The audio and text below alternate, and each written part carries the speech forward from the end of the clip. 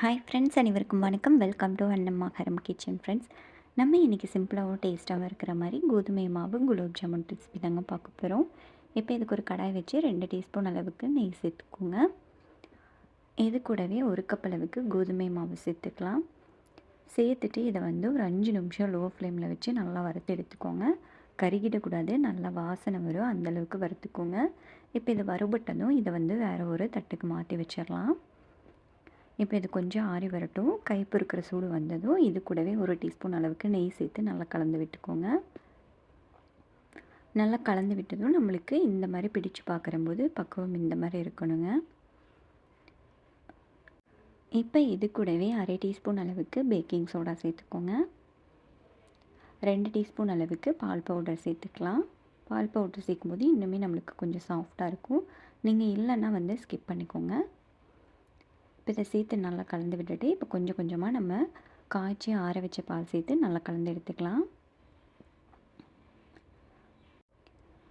இதை நல்லா சாஃப்டாக பிசைஞ்சு எடுத்துக்கோங்க. நல்லா சப்பாத்தி மாவு பதத்துக்கு நல்லா பிசைஞ்சு எடுத்துக்கோங்க.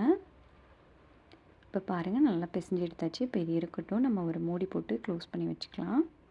நம்ம சர்க்கரை பாவு ரெடி பண்ணி எடுத்துக்கலாங்க. இப்போ அதுக்கு ஒரு கடாயை வச்சு 1 கப் அளவுக்கு சர்க்கரை சேர்த்துக்கோங்க. 1/2 கப் அளவுக்கு தண்ணி சேர்த்துக்கலாம். சர்க்கரை முதல்ல நல்லா கரைஞ்சி வரட்டும்.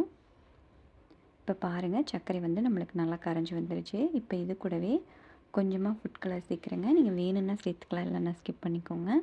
வாசனைக்காக 1/2 டீஸ்பூன் அளவுக்கு ஏலக்காய் பொடி சேர்த்து நல்லா கலந்து விட்டுறலாம். இப்போ இதை ஒரு 5 நிமிஷம் நல்லா கொதிக்க விடுங்க. நம்மளுக்கு அந்த பிசு தன்மை வந்துடும்.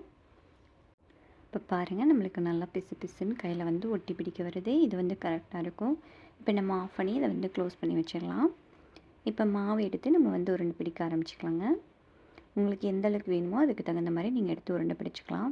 உள்ளங்கையில் வச்சு நல்லா அழுத்தம் கொடுத்து நல்லா உருண்டை பிடிச்சி எடுத்துக்கோங்க. அப்போ தான் நம்மளுக்கு வெடிப்பு இல்லாமல் வரும்.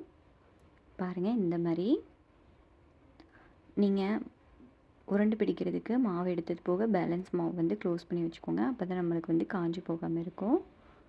இப்போ இதை நல்லா உருண்டை பிடிச்சி எடுத்துக்கலாம். உங்களுக்கு வெடிப்பு வருது அப்படின்னா லைட்டாக இந்த மாதிரி உள்ளங்கையில் எண்ணெய் இல்லைன்னா நெய் வச்சுட்டு இந்த மாதிரி நல்லா உருண்டை பிடிச்சி எடுத்துக்கோங்க. அழுத்திட்டு நம்மளுக்கு வெடிப்பு எதுவும் வராது. பாருங்கள், இதே மாதிரி நம்ம எல்லா உருண்டைகளையும் பிடிச்சி எடுத்துடலாம். இப்போ நம்மளுக்கு உருண்டை ரெடி ஆகிடுச்சு. இதை பொரிச்சு எடுத்துடலாம். எண்ணெய் காஞ்சிருச்சு. எண்ணெய் ரொம்ப அதிகமாக காயக்கூடாதுங்க.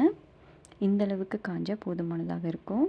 நம்ம அதிகமாக காஞ்சிருச்சுன்னா நம்மளுக்கு வெளியே கருகிடும், உள்ளே வேகாத மாதிரி இருக்கும். இப்போ இதை நம்ம போட்டு பொரிச்சு எடுத்துக்கலாங்க. லோ ஃப்ளேமில் வச்சு நல்லா பொரிச்சு எடுத்துக்கோங்க. நல்லா கலந்து விட்டுட்டே இருங்க. அப்போ தான் நம்மளுக்கு எல்லா பக்கமும் ஒரே மாதிரி செவந்து வரும். இல்லைனா ஒரு பக்கம் மட்டும் கலர் ரொம்ப டார்க்காக இருக்கிற மாதிரி இருக்கும். இப்போ பாருங்கள், நம்மளுக்கு நல்லா பொரிஞ்சு வந்துருச்சு. இதை வெளியே எடுத்துடலாம். இதை நீங்கள் சர்க்கரை பாவில் சேர்க்கும்போது அது சூடாக இருக்கணுங்க. அப்படி இல்லைனா திரும்ப ஒரு தடவை சூடு பண்ணிவிட்டு சேர்த்துக்கோங்க. இப்போ நம்ம பொரிச்சு வச்சுருந்த எல்லாத்தையும் சேர்த்துட்டு நல்லா கலந்து விட்டுட்டு இதை ஒரு 6 மணி நேரம் அப்படியே விட்டுறலாம். இப்போ இது இருக்கட்டும். 6 மணி நேரம் கழித்து பாருங்கள், நம்ம டேஸ்ட்டான கோதுமை மாவு குலோப் ஜாமுன் ரெடி ஆயிடுச்சு. கண்டிப்பாக இதே மாதிரி நீங்களும் வீட்டில் செஞ்சு பாருங்கள். டேஸ்ட் ரொம்ப நல்லாயிருக்கும், ஹெல்த்தியாகவும் இருக்கும். செஞ்சு பார்த்துட்டு எப்படி இருந்துச்சுன்னு உங்கள் கமெண்ட்ஸை மறக்காமல் கமெண்ட் செக்ஷனில் சொல்லுங்கள். இந்த வீடியோ பிடிச்சிருந்தால் நம்ம சேனல் லைக் பண்ணி சப்ஸ்கிரைப் பண்ணிக்கோங்க. உங்கள் ஃப்ரெண்ட்ஸ்க்கும் ஷேர் பண்ணுங்கள். வீடியோ பார்த்த அனைவருக்கும் நன்றி.